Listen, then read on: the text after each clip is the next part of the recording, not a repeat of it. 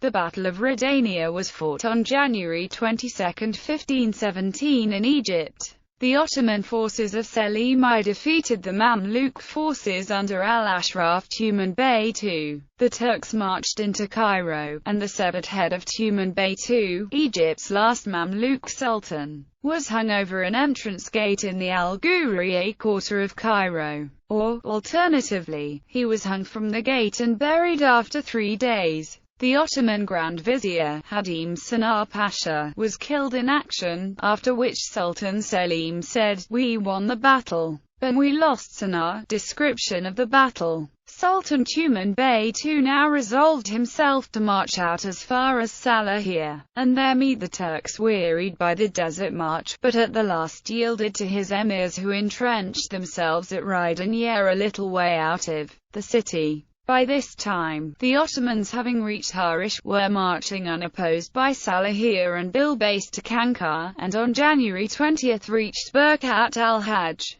a few hours from the capital. 2 days later, the main body confronted the Egyptian entrenchment, while a party crossing the Mokatam Hill took them in the flank. Battle of Ridaniya was fought January 22, 1517. Sultan Tuman Bey II fought bravely. With a band of devoted followers, he threw himself into the midst of the Turkish ranks, and reached even to Selim's tent. But in the end the Egyptians were routed, and fled 2 miles up the Nile. The Ottomans then entered the city of Cairo unopposed. They took the citadel and slew the entire Circassian garrison, while all around the streets became the scene of terrible outrage. Selim I himself occupied an island close to Bulik. The following day his vizier, entering the city, endeavored to stop the wild rapine of the troops, and the Caliph al-Mutawakkil III, who had followed in Selim's train, led the public service invoking blessing on his name. The Caliph's prayer is thus given by Ibn Iyas: "O Lord, uphold the Sultan, monarch both of land and the 2 seas, conqueror of both hosts, king of both Iraqs, minister of both holy cities, the great Prince Selim Shah. Grant him thy heavenly aid and glorious victories. O King of the present and the future, Lord of the universe." Still plunder and riot went on. The Turks seized all they could lay hold of, and threatened death unless on payment of large ransom.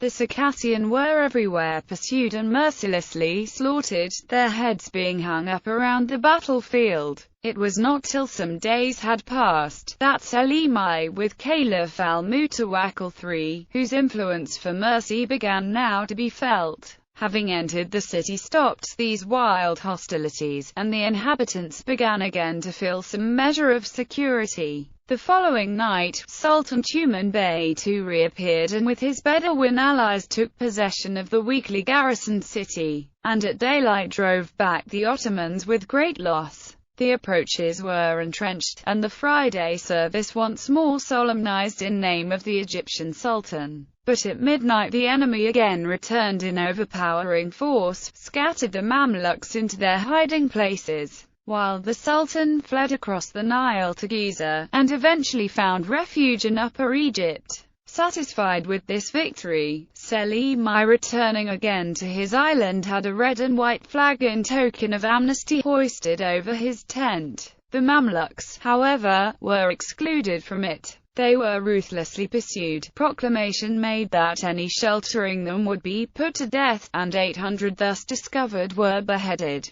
Many citizens were spared at the entreaty of the Caliph, who now occupied a more prominent place than ever under the Egyptian Sultanate. The son of Sultan al-Ashraf, Kansur al-Ghari, was received with distinction and granted the college founded by the Sultan his father as a dwelling place. Soon after, the amnesty was extended to all the hidden emirs, who as they appeared were upbraided by Selim I, and then distributed in cells throughout the citadel. Emir Janbadi al-Ghazali, who fought bravely at the Battle of Ridaniya, but now cast himself at Selim's feet, was alone received with honor and even given a command to fight against the Bedouins. There is a great diversity of opinion as to when Janbadi either openly or by collusion took the Turkish side. The presumption is that he was faithful up to the Battle of Ridaniya, and then seeing the cause hopeless retired and went over to the Ottomans about the end of January. Having strongly garrisoned the citadel, Selim I now took up his residence there, and for security had a detachment quartered at foot of the great entrance gate.